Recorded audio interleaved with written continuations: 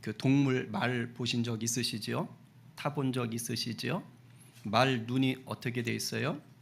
사진 보시면 알겠지만 옆에 붙어 있잖아요. 그래서 말은요 사람보다 더 넓게 볼 수 있습니다. 시야각이 굉장히 넓어요. 사람은 눈이 앞에 붙어 있잖아요. 혹시 옆으로 가 계신 분 계세요? 없지요. 다 앞에 있죠. 그래서 전방 180도가 사람의 시야각이라 그래요. 그러니까 그런데 말은 아무래도 옆에 있다 보니까 무려 350도를 볼 수 있다고 합니다. 그러니까 360도가 한 바퀴니까, 그죠? 거의 뭐 다 보는 것이죠, 그죠? 그래서 이제 그 말을 길들여 가지고 뭐 경주로 말로 쓰든지 뭐 이렇게 타고 다니는 사람들은 말 눈앞에 이렇게 가린 거 보셨어요? 네, 저렇게 가리고 다니고 있습니다. 네, 이렇게 가려. 여러분 한번 손 들어보세요. 이렇게 눈 앞에 가려 보세요. 옆에 보여요, 안 보여요? 이러고 보이면 이상한 거죠, 그죠? 이런 거 되는 거, 이런 거. 자, 이게 말을 모는 사람 입장에서 편하려고 하는 거예요. 말이 불필요하게 자극받지 마라. 너 딴 데 보지 말고 내가 가라는 대로만 가자. 이건 이제 말을 모는 사람 입장에서 편하려고 하는 건데 말 입장에서는 어떨까요? 편할까요? 불편할까요? 엄청 불편해요. 그죠? 말은 350도를 볼 수 있는 동물인 거예요. 근데 이걸 가려놔 가지고 그냥 여기만 보게 하는 거예요. 그러니까 말은 더 넓은 곳을 마음껏 볼 수 있는데도 불구하고 이 눈 가리개가 가려져 있으니까 보고 싶어도 볼 수가 없는 거예요. 그냥 이 가려진 만큼만 거기만 볼 수가 있는 거예요. 근데 그거 아세요? 저도 그렇고 지금 여러분도 그렇고 저 말과 다르지 않아요. 저 상태와 다르지 않아요. 우리 눈에는 보이지 않는데요. 지금 여러분들도 저도 다 눈에 뭐가 있어요? 눈 가리개 하나씩 다 하고 있는 거예요. 다 하고 있어요. 어떤 사람은 이게 굉장히 커가지고 거의 눈을 다 가린 사람도 있고 다 있는 거예요. 그래서 내 눈 가리개로 이렇게 가려서 보이는 만큼만 보면서 인생을 살아요. 이것을 멋지게 말하면 세계관, 또는 융통성, 또는 식견, 나쁘게 말하면 편견, 또는 지식이나 경험. 그렇잖아요. 경험대로 살잖아요. 그렇게 말을 하는 거예요. 그러니까 생각이 어떻게 이렇게 앞뒤가 꽉 막혔어? 왜 이렇게 사람이 융통성이 없어? 아유, 저 사람은 똥꼬집이야. 왜 이렇게 저 사람은 시야가 좁지? 이게 다 무슨 말이죠? 그냥 보이진 않는데 눈 가리개를 그냥 큼지막한 거를 그거를 그냥 대고 사는 그런 속 좁은 사람, 그런 편협한 사람을 일컫는 것입니다. 이게 영적으로도 그대로 적용이 되는 거예요. 신앙에도. 교회는 다니는데 예수님을 인격적으로 경험하지 못하면 어떤 눈가리개를 쓰고 사느냐? 세상 기준이라는 눈가리개를 쓰고 살아요. 예수님을 나의 온전한 구세주로, 삶의 주인으로 인정하지 못하잖아요. 그분을 내 주인으로 삼고 따라가지 못하잖아요. 그러면 교회는 나오는데 세상 기준이라는 눈가리개로 딱 붙잡고 사니까 영적인 시야가 열리질 않는 거예요. 나는 볼 수 있는 거예요. 우리 주님이 영적인 눈을 볼 수 있도록 우리를 창조하신 거예요. 영적인 존재로 창조하신 거예요. 그런데 예수님을 만나지 못해 놓으니까 그냥 내 세상에서 배운 지식대로, 그 습관대로, 그냥 세상에서 통용하는 말대로 그냥 요거 하나 아는 거 그거 가지고 그게 마치 진리인 양, 그게 마치 바른 신앙인 양, 그게 똑바로 사는 것인 양, 그렇게 살게 된다는 거예요. 그러니까 요래고 사는 거예요. 요래고 볼 수 있는데도 볼 수가 없게 되는 거예요. 여러분, 하나님은 육이 아니시고 영이십니다. 그렇죠? 그래서 하나님 일은 영적으로만 알 수가 있어요. 아무리 세상 지식이 탁월해서 박사학위를 수십 개를 가져도 소용이 없어요. 고린도전서 2장 14절에 이렇게 말해요. 한번 읽어봅니다. 시작. 육에 속한 사람은 하나님의 성령의 일들을 받지 아니하나니 이는 그것들이 그에게는 어리석게 보이며 또 그는 그것들을 알 수도 없나니 그러한 일은 영적으로 분별되기 때문이라. 육의 사람은요, 영적인 일들이 어리석게 보여요. 왜 저런 식으로 신앙생활을 해? 왜 기도로 저렇게 소리 질러? 뭐 오해할 수 있는 영역들이 너무 많은 거예요. 경험하지 못하면 그렇게 되는 거예요. 깨닫지 못하면 그렇게 되는 거예요. 영적인 일을 모르면 모르는 거예요. 하나님의 일은요, 영적인 거예요. 성령과 연합하지 않으면 죽었다 깨나도 안 돼요. 속된 말로 성령님을 못 만나시면 막 부르짖어 쫙 해도 안 돼요. 흉내내는 거예요. 물론 귀하죠. 만나고 싶어서 그런 거라면 귀한 거예요. 그걸 하나님이 이끄시는 거예요. 그러나 내가 성령님을 의지하지 않은 채 그냥 옆에서 소리 지르니까 질러봐? 소용없어요. 목만 아파. 여러분, 신앙은요, 믿음의 눈이 열려야 되는 거예요. 주님을 만나셔야 되는 거예요. 안 그러면 설교 들을 때 졸려요. 여러분이 그럴 때 이 기록된 말씀이, 선포되는 말씀이 하나님의 말씀으로 들려서 내가 이 땅에 사는 육체 덩어리가 어떻게 사는 거예요? 하늘에 속한 사람으로 살아가게 되는 거예요. 아멘? 이 은혜를 갈망하시기 바랍니다. 이미 이 자리에는 성령께서 운행하고 계신 거예요. 예배하고자 하는 자리를 성령이 어떻게 거부하시겠어요? 기뻐하시는 거예요. 여러분들을 사랑하시는 거예요. 여러분 안에 이 은혜 주시기를 원하시는 거예요. 딴 거 없어요. 믿으셔야 돼요. 그리고 갈망하셔요. 그러면 주님께서 오늘 이 말씀 가운데 단 한 문장 가지고도 여러분들의 심령을 만져주실 줄로 믿습니다. 아멘인 거예요. 오늘 18절 말씀을 읽겠습니다. 자, 시작. 부활이 없다 하는 사두개인들이 예수께 와서 물어 이르되. 지난주 말씀 기억하십니까? 누가 예수님을 찾아왔지요? 두 부류가 찾아왔어요. 누구하고 누구? 바리새인들과 헤롯 땅에 찾아왔어요. 이 둘은 서로 사이가 좋지 않다 그랬어요. 근데 예수님을 덫에 빠지게 하려고 그날만 손을 잡은 거예요. 근데 실패했어요. 그런 다음에 다시 종교 지도자들이 누굴 보내느냐? 일종의 종교 지도자들 팀을 보내요. 사두개인들을 보냅니다. 근데 오늘 18절 읽었는데 뭐라 그래요? 그 사람들은 부활이 없다라고 하는 자들이에요. 부활을 믿지 않는 자들이에요. 예수님 당시에 두 부류가 있어요. 주축. 그게 누구냐? 바리새파, 사두개인파예요. 이게 양대 주축이었어요. 그런데 이 사두개인은 바리새파하고는 사이가 안 좋은데 헤롯 땅하고는 사이가 좋아요. 왜 그러느냐? 현재의 권력을 중요하게 생각해요. 이 땅의 복을 중요하게 생각해요.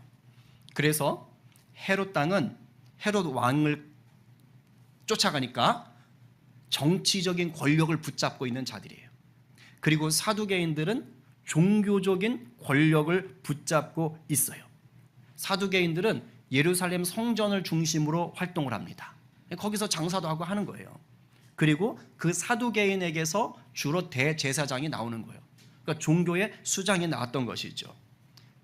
그러니까 이 사람들은 이것을 꽉 붙잡고 하는 거예요. 일종의 종교 귀족들입니다. 바리새인들은요, 우리가 알고 있는 구약 성경 창세기부터 말라기까지를 다 믿었어요. 물론 그때는 구약 성경으로 묶여 있지는 않습니다. 따로따로 있는 건데 여하튼 다 믿고 있었어요. 근데 이 사두개인은 창세기, 출애굽기, 레위기, 민수기, 그다음 뭐예요? 신명기. 이 5권, 이걸 모세오경이라 그러지요. 요것만 믿었어요. 그러니까 이것만 인정했던 거예요. 그런데 이 모세오경에는 죽었다가 사람이 살아난다라는 사건, 그런 언급이 없어요. 한번 찾아보세요. 없어요. 그러니까 사두개인들은 모세오경만 믿으니까 부활은 없어, 이렇게 보는 거예요. 반면에 바리새인들이 인정하는, 믿고 있는 시편이나 선지서, 여기에는 부활 사건이 있어요. 두 구절만 볼까요? 이사야 26장 19절. 자, 시작. 주의 죽은 자들은 살아나고 그들의 시체들은 일어나리이다. 티끌에 누운 자들아, 너희는 깨어 노래하라. 주의 이슬은 빛난 이슬이니 땅이 죽은 자들을 내놓으리로다. 아멘. 이걸 믿는 거예요. 또 하나, 다니엘서 12장 2절 시작. 땅의 티끌 가운데서 자는 자 중에서 많은 사람이 깨어나 영생을 받는 자도 있겠고 수치를 당하여 영원히 부끄러움을 당할 자도 있을 것이며. 영생의 복과 영원한 심판이 있는 거예요. 그러니까 이런 것들이 기록되어 있기 때문에 바리새인들은 부활을 절박같이 믿는 거죠. 하지만 사도계인들은 모세오경에 그런 얘기가 없으니까, 자기가 믿는 성경이 없으니까 안 믿는 거예요. 대신 모세오경에는 어떤 이야기가 주로 나옵니까? 그러니까 성경 공부반 하실 때 하셔야 돼요. 아셨죠? 자, 어떤 이야기 주로 나와요? 백성들을 끌어내가지고 시내산에서 하나님이 뭘 주셔요? 율법을 주시잖아요. 뭐 십계명을 비롯한 율법을 주시잖아요. 그러면서 뭐라고 말해요? 너희들이 율법을 잘 지키면 뭐 받고? 복 받고. 복에 대해서 엄청 많이 나와요. 율법을 지키면 복 받고, 이걸 지키지 않으면 저주가 있다 라고 그냥 하나님이 아주 무섭게 말씀하십니다. 근데 그 복 받는다는 그 복이 모세 오경에서의 복이 다 뭘까요? 이 땅에서 누리는 복이에요. 이 땅에서 넓은 땅, 풍요로 많은 자식, 또 뭐 있어? 장수, 또 많은 수확, 열매, 돈 뭐 이런 거잖아. 그러니까 세상에서 요즘 생각하는 성공 이런 거, 마치 이런 것들이 구약에 보면 하나님 주시겠다는 복이 다 그런 거예요. 그러니까 얼마나 좋겠어요. 그러니까 이 사두개인들은 모세오경을 믿으니까 거기에서 말하는 그 복이 다 이 땅에서 손에 잡히는 거거든요. 그러니까 이 땅만 생각하는 거예요. 그 사람들은 부활 다 필요 없어. 내가 죽어서 뭔 상관이야. 나는 이 땅에서 부귀영화 하나님 주신대잖아. 난 그것만 노릴 테야. 이런 식으로 생각하는 거예요. 왜? 성경을 온전히 안 보니까. 요래고사니까. 그런 자들이 지금 예수님을 골탕 먹이려고 딱 찾아온 거예요. 그래서 자기들이 부활을 믿지도 않으면서 부활을 주제로 아주 난처한 질문을 던지는 겁니다. 19절 시작. 선생님이여, 모세가 우리에게 써주기를 어떤 사람의 형이 자식이 없이 아내를 두고 죽으면 그 동생이 그 아내를 취하여 형을 위하여 상속자를 세울지니라 하였나이다. 자, 모세오경 중에, 그죠? 모세가 썼다고 하는 이 모세오경 중에 모세가 한 말을 얘기한 거예요. 지금 이 말은, 사두개인의 말은 신명기, 구약성경 신명기, 모세오경 신명기 25장 5절 6절에 있는 말이에요. 지금 그걸 하고 있는 거예요. 자, 저 부분을 신학에서는 조금 어려운 말을 쓰는데 따라해봐요. 수혼법, 계대결혼, 형사취수법, 뭐 다 법적 용어 같지만 그런 거 아니에요. 그래서 저게 뭐냐면 지금 얘기한 거예요. 얘기한 거. 형이 아들이 없이 죽었다. 그러면 어떻게 되는 거예요? 동생이 대신 형수랑 결혼을 해서 아들을 낳으면 그 아들이 형님의 아들이 되는 거예요. 첫째는 형님의 아들로 올려드리는 거예요. 예전에 우리나라도 좀 이런 게 있었어요. 그렇죠? 그래서 저희 아버님 집안 쪽도 뭐 그래가지고 이렇게 낳아서 뭐 이렇게 아들을 좀 보내가지고 호적을 그쪽으로 올렸다 뭐 그런 얘기를 들었던 적이 있거든요. 이제 가문 이을 사람이 없다고. 이제 그거하고 비슷한 겁니다. 그런데 요즘 이제 우리의 시각으로 볼 때는 좀 이해가 안 되죠. 여기 7명 얘기했잖아요. 억지끼긴 한데 그럼 내일 7번을 결혼해야 된다는 거 아니야? 그러니까 우리는 좀 이해하기 싫어요. 그럼 요즘 여성들 같으면 이 무슨 인권 유린이냐, 뭐 여성들을 생각하지 않느냐, 막 이렇게 이제 생각할 수 있거든요. 근데 오히려 그 시대는 이게 여성들을 생각한 거예요. 오히려. 그러니까 이렇게 한 이유가 당시에는 이게 하나님 나라 관점으로 좀 보셔야 되는 거예요. 이게 대를 이어야 가야 되는데 하나님이 이스라엘 백성들을 하나님 나라를 보여줄 만한 샘플로 선택하신 거예요. 그래서 그 하나님 나라 백성들에게 대를 이어서 하나님의 복을 흘려 보내주시는 거예요. 그래서 그들에게 기업을 주신 거예요. 땅도 주시고 자녀도 주시는 거예요.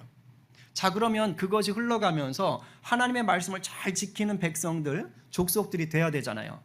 그러니까 자녀가 끊어지면 안 되는 거예요. 대가 끊어지면 안 되는 거예요. 그래서 하나님께서 대를 이을 수 있도록 이 수혼법이라는 제도를 둔 거예요.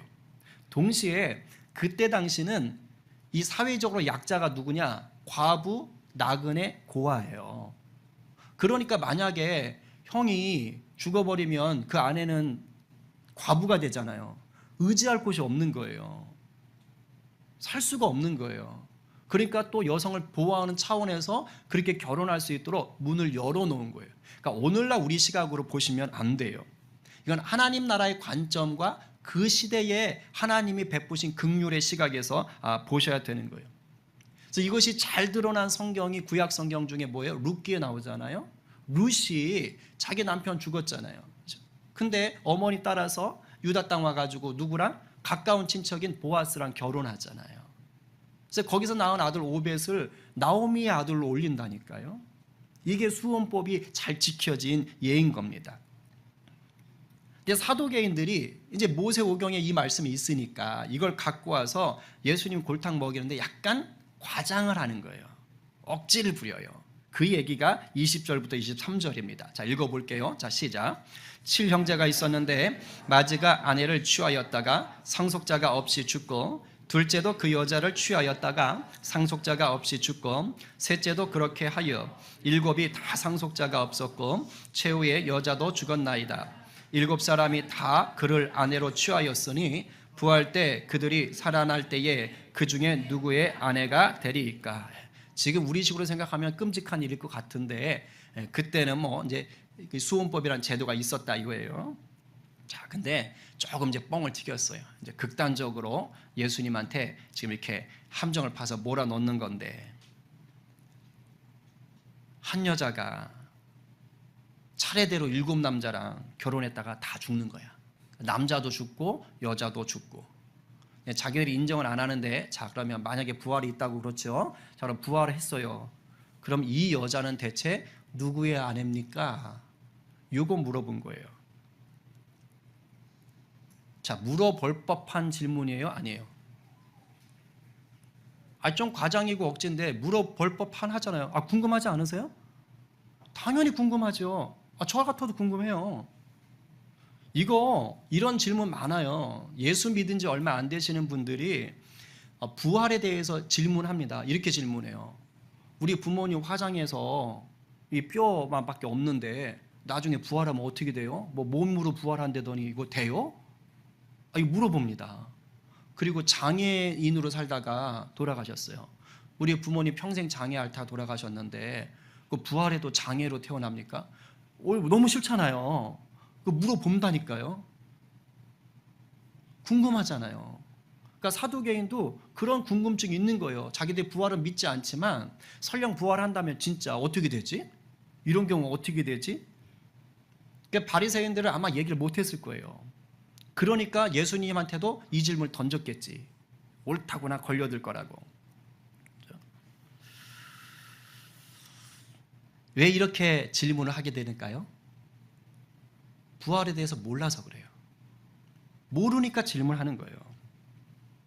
정확히 말하면 오늘 예수님 말씀하실 건데 성경도 모르고 그리고 하나님에 대한 믿음이 없기 때문이에요. 영적인 눈가리개가 이렇게 가려져 있는 거예요. 그러니까 보지를 못하는 거예요. 그러면 이렇게 질문할 수밖에 없어요. 그리고 때로는 그냥 이런 식으로 믿고 살 수도 있는 거예요.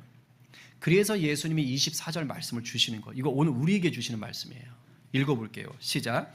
예수께서 이르시되 너희가 성경도 하나님의 능력도 알지 못함으로 오해함이 아니냐. 그러니까 사두개인은 지금 이들뿐이 아니겠지만 지금 이 앞에 있는 이 자들은 성경도 하나님의 능력도 알지 못하고 있어요.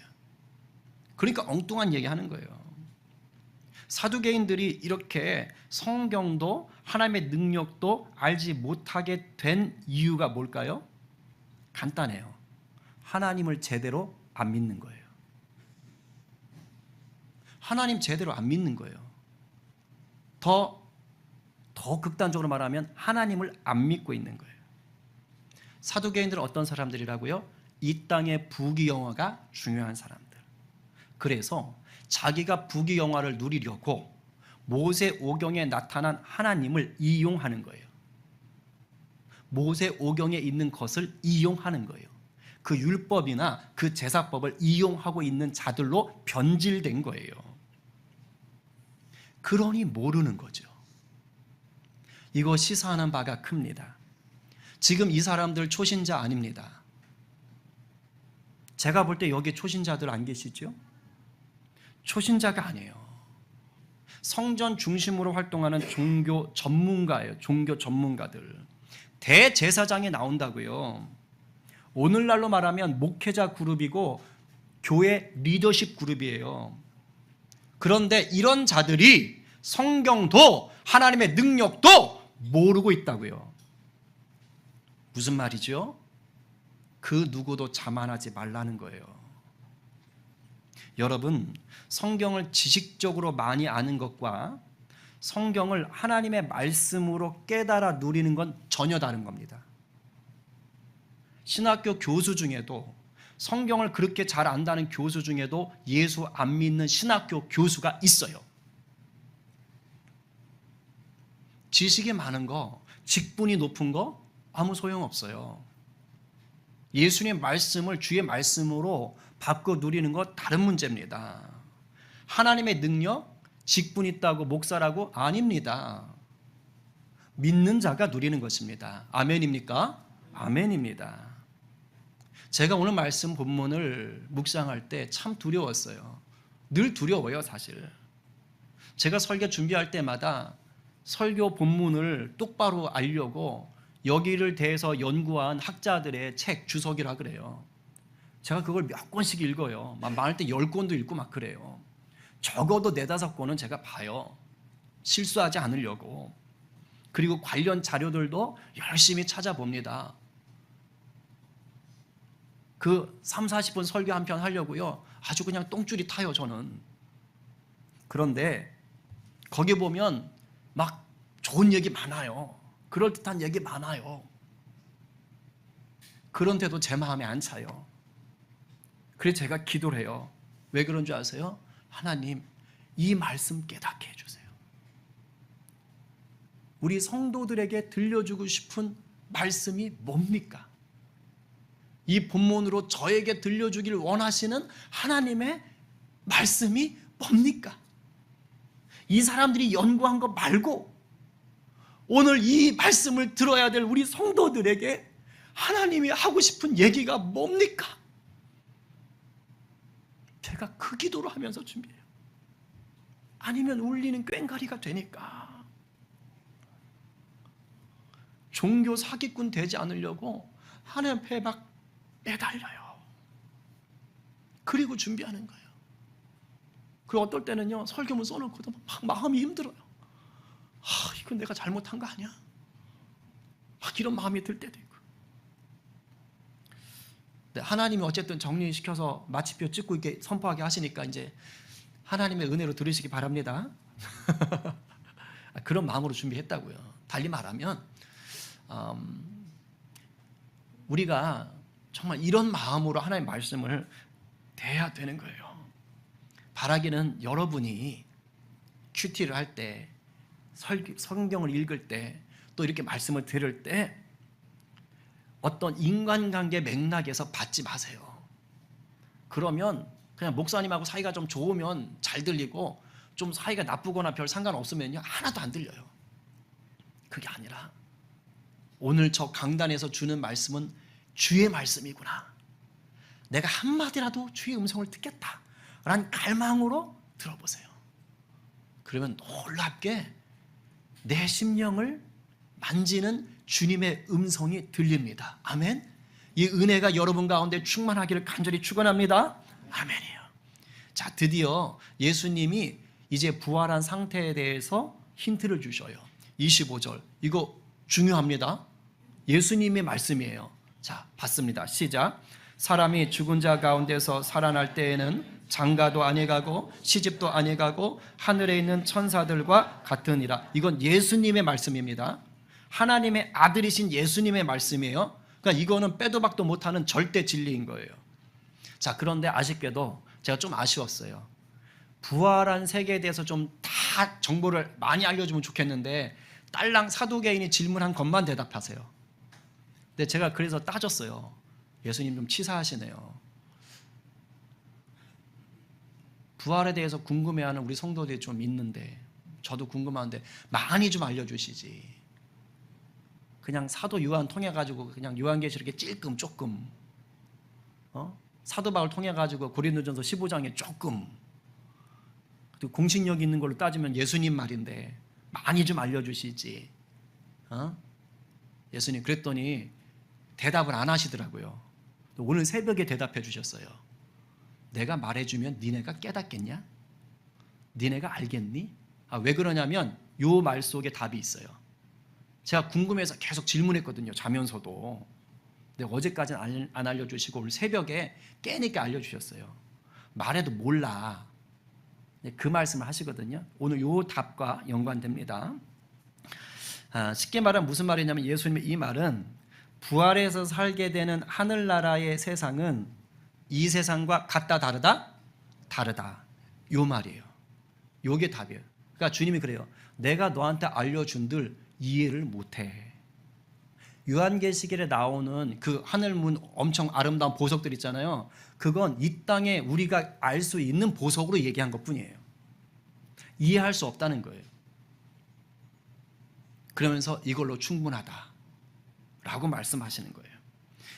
우리 성도들은 전기차 모시는 분 있어요? 없죠? 있나요? 모르겠네. 안 계신 것 같은데. 몰아보셨어요?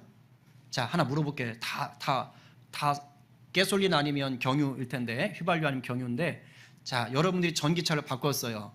그러면 거기다가 가솔린이나 경유를 넣으면 돼요? 안 돼요?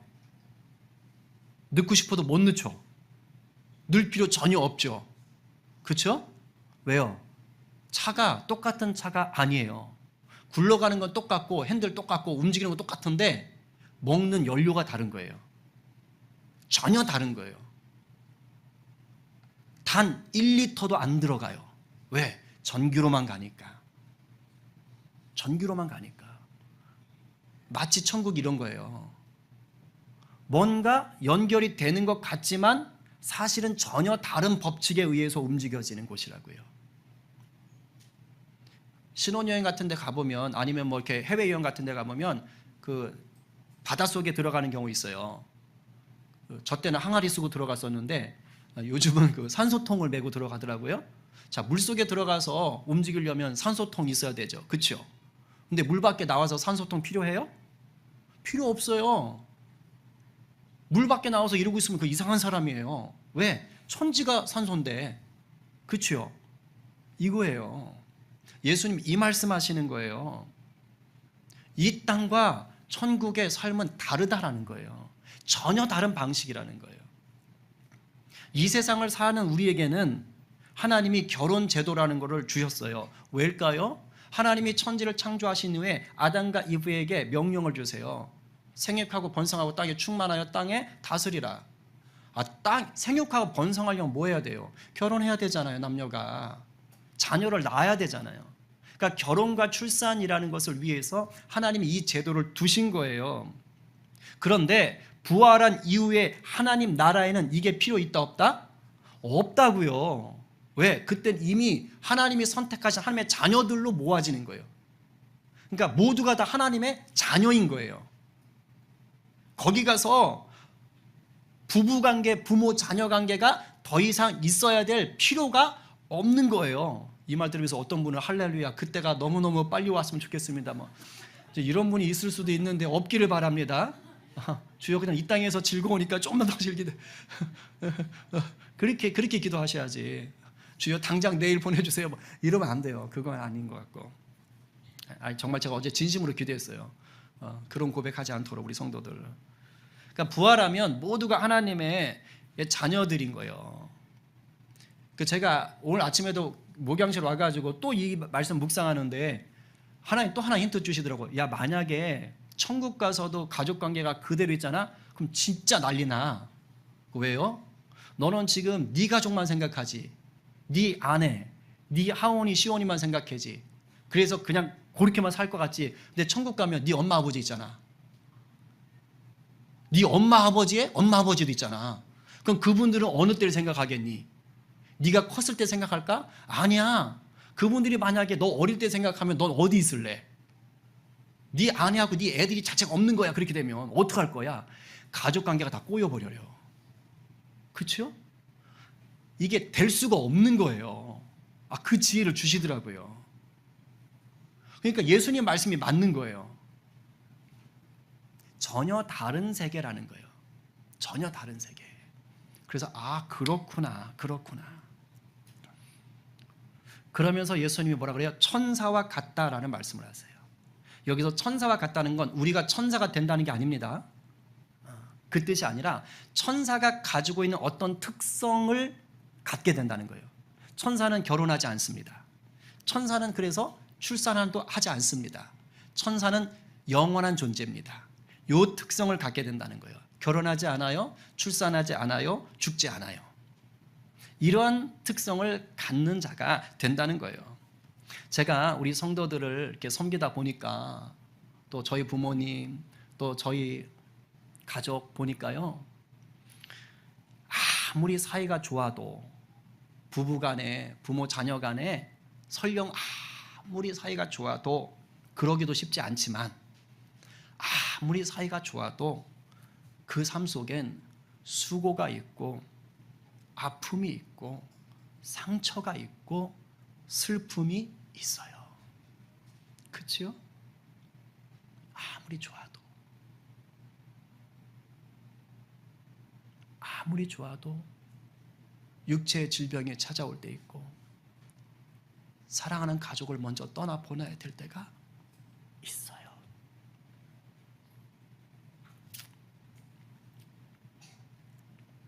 근데 우리 주님 말씀에 부활한 후에는 이러한 수고와 아픔과 상처와 슬픔이 없다는 거예요. 이것을 구체적으로 사도 요한이 얘기해 줍니다. 요한계시록에서 읽어볼까요? 시작. 모든 눈물을 그 눈에서 닦아주시니 다시는 사망이 없고 애통하는 것이다. 다시 있지 아니하리니 처음 것들이 다 지나갔음이로라. 아멘. 부활하면 이런 은혜가 있는 것입니다. 그러니까 우리의 삶이 팍팍하고 뜻대로 되지 않고 마음이 힘드셔도 그 부활의 날을 기대하시면서 오늘 하루하루 우리 주님께 하듯 살아가시기를 바랍니다. 그게 우리 주님이 우리를 향하여 품으시는 뜻인 거예요. 이제 주님이요, 성경을 똑바로, 너희가 성경도 모른다 그랬잖아요. 그죠? 그러니까 성경을 똑바로 알지 못하는 이 사두개인들, 오해하고 있는 사두개인들에게 일타 강사가 되셔서 성경을 똑바로 알려주십니다. 그게 지금 이 다음 구절 26절 27절이에요. 읽어볼게요. 시작. 죽은 자가 살아난다는 것을 말할진대 너희가 모세의 책 중 가시나무 떨기에 관한 글에 하나님께서 모세에게 이르시되 나는 아브라함의 하나님 야곱의 하나님이로다 하신 말씀을 읽어보지 못하였느냐? 하나님은 죽은 자의 하나님이 아니요 산 자의 하나님이시라.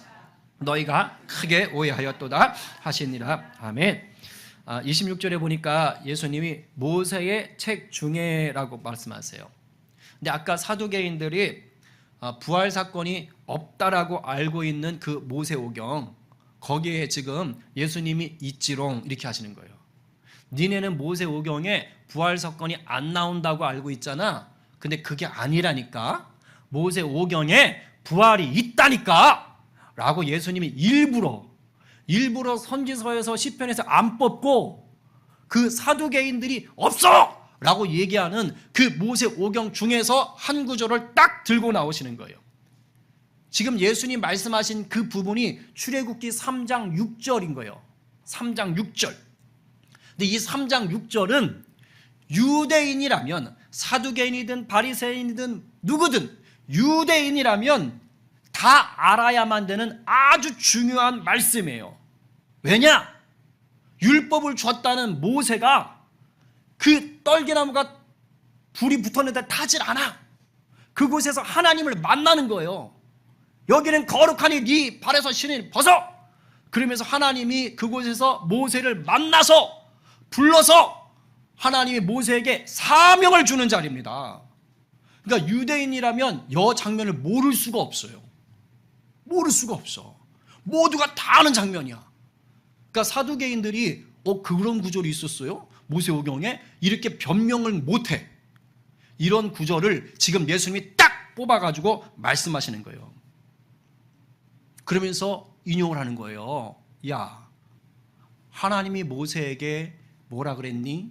나는 아브라함의 하나님이요, 이삭의 하나님이요, 야곱의 하나님이니라 라고 말하지? 근데 아브라함, 이삭, 야곱은요, 모세보다 최소 500년 더 먼저 있던 사람들이에요. 500년 전에 살았어요. 그리고 그때 이미 죽었어요. 지금 살아있지 않은 자들이라고요. 아주 오래전에 죽었어요. 그러면 이렇게 말을 해야 돼요. 나는 아브라함의 하나님이었고, 이삭의 하나님이었고, 야곱의 하나님이었었다 라고 말씀을 하셔야 돼요. 그런데 지금 하나님이 현재 시제로 말하는 거예요. 아브라함의 하나님, 이삭의 하나님, 야곱의 하나님. 아니, 죽은 사람들의 하나님이 아니라 마치 현재 시제, 지금 살아있는 사람을 얘기하듯이 말씀을 하신 거라고요. 우리 하나님께서. 제가 그 생각이 들었어요. 사두개인을 비롯한 모든 유대인들, 심지어 하나님께 저 음성을 들었던 모세조차도 이 구절 속에 부활이 담겨 있다는 걸 몰랐을 거다. 몰랐을 거다.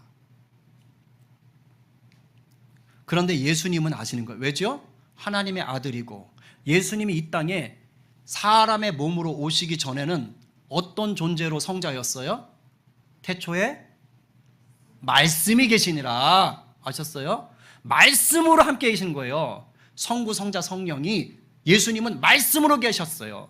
그러다 육신의 몸을 입고 오신 분이 예수님이신 거예요.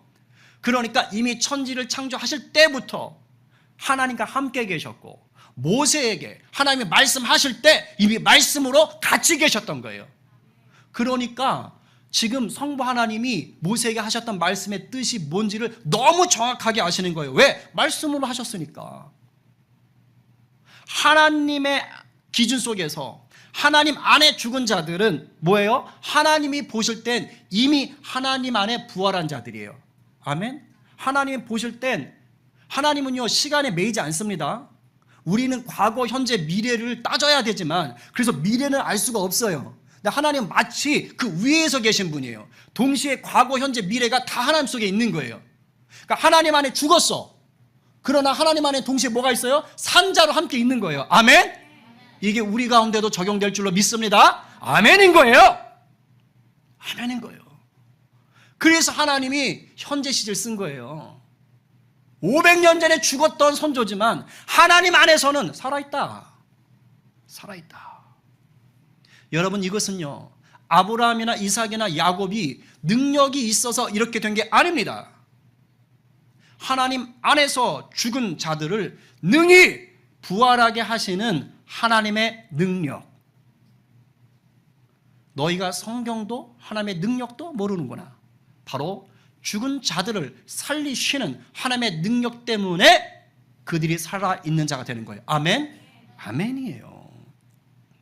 바로 그 하나님, 죽은 자를 살려서 부활하게 하시는 그 하나님의 능력, 그 하나님, 살아계신 하나님이 지금 누굴 불렀다는 거예요? 모세를 불렀어요. 왜요? 네 족속이 지금 노예로 산다. 이집트에서 비참하게 죽은 인생처럼 살고 있다. 살아있는 나, 죽은 자도 살리는 내가 너를 불러서 내 백성을 구원케 할 것이다. 그 사명을 지금 맡기는 거라고요. 놀라운 초대인 거예요. 이 하나님께서 오늘도 저와 여러분 가운데서 능력으로 일하시는 줄 믿으시기 바랍니다. 아멘! 아멘. 빨리 옆 사람에게 이 비밀을 선포하세요. 하나님이 당신 안에 능력으로 일하십니다. 아멘. 여러분, 그래서 하나님을 만나면 끝난 거예요. 이 여러분의 영적인 시야를 가두고 있는 이걸 떼야 되는 거예요. 하나님을 만나야 이게 떼지는 거예요. 그러나 믿음이 없던 사두개인들은, 하나님을 안 믿던 사두개인들은 영적인 눈이 닫혀 있었기 때문에 성경도 똑바로 깨달을 수 없었고, 부활의 능력을 드러내시는 하나님 역시 믿지 못했던 겁니다. 오늘 우리들의 신앙은 어떻습니까? 정말로 예수 그리스도를 내 영혼의 구세주요, 내 삶의 주인으로 믿고 계세요? 믿고 계십니까? 왜 아멘이 자신이 없으세요? 믿고 계십니까?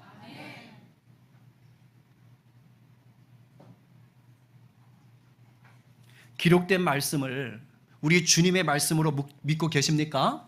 아멘이에요. 그런 자에게 하나님의 능력이 임하는 거예요.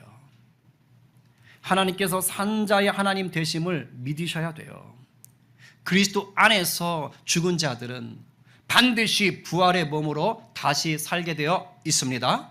누구예요? 우리보다 먼저 주님 품에 안긴 자들과 나중에 언제일지 모르나 주님 품에 안기게 될 바로 우리들을 말하는 것입니다. 그리고 부활의 몸을 입을 때는 이 세상과 다른 법칙 속에서 살게 됩니다. 그러니까 무슨 말이냐면, 지금 여러분들이 알고 있는 그 지식 속에서, 경험 속에서 하나님의 나라를 재단하지 마세요. 어떤 분은 그 얘기 하시더라고요. 천국에 가족관계가 없어? 그럼 나 그런 천국 안 갈래. 자기 생각에 묶여서 그렇게 얘기하시는 거예요. 그런 얘기 하시면 안 되는 거예요. 오늘 말씀을 듣고 정신을 똑바로 차리시라고요. 그곳은 내 생각의 범위와 알 수 없는 전혀 다른 하나님의 능력이, 하나님의 기쁨이 역사하는 곳인 줄로 믿으시기 바랍니다. 아멘이에요. 어디서 감히 자신만만한 것처럼 나는 그런 천국 안 갈래. 하나님께 대적하는 것입니다. 전혀 다른 세상이에요. 전기차를 사놓고 기름 넣는 주유소 가서 넣으려고 아무리 해보세요. 안 돼요. 하늘나라 가면 땅에서 맺었던 모든 관계들은 사라지고 우리 모두가 하나님의 자녀인 거예요. 이 땅에서 겪었던 모든 아픔과 슬픔은 사라지고 아름다운 기억만 남게 돼요. 사실 제가 그게 좀 궁금했어요. 그러면 부부관계였는데 부부인지도 모르는 거야? 아니, 내 자녀였는데 내 자녀인 것도 모르는 거야? 되게 궁금하더라고요. 근데 성경에는 안 나와. 근데 주석에 보면 학자들은 그런 기억은 있을 것이다. 그거는 학자들 얘기니까 정답은 저도 몰라요. 사람이 얘기해요. 근데 하나님이 우리 주님은 입술을 통해서 말씀하셨잖아요. 전혀 다른 법칙이 있다고. 그러니까 가장 아름답게 역사하실 것이라고 믿습니다. 아멘. 이제 정리할 거예요. 우리가 이 부활의 믿음을 굳게 붙잡고 오늘을 살아가는 성도가 되기를 정말 소망합니다. 여러분, 소망이 있으면요, 오늘 하루를 주님 뜻대로 살아낼 수가 있는 거예요. 여러분, 부활을 믿잖아요? 그러면 오늘의 고통을 견뎌낼 수가 있는 거예요. 오늘 누가 이 부활의 소망을 굳게 잡고 이제 추석 명절, 정말 벌써부터 머리가 지끈지끈 하실 수도 있는데 이 명절에 하늘의 복을 나누시는 자가 되시겠어요? 오늘 누가 산자의 하나님과 동행하시면서 말씀의 능력을 날마다 누리며 승리하시겠습니까? 이 말씀에 아멘으로 화답하며 부활의 증인으로 살아가기로 결단하시는 우리 모두 되기를 간절히 축원합니다.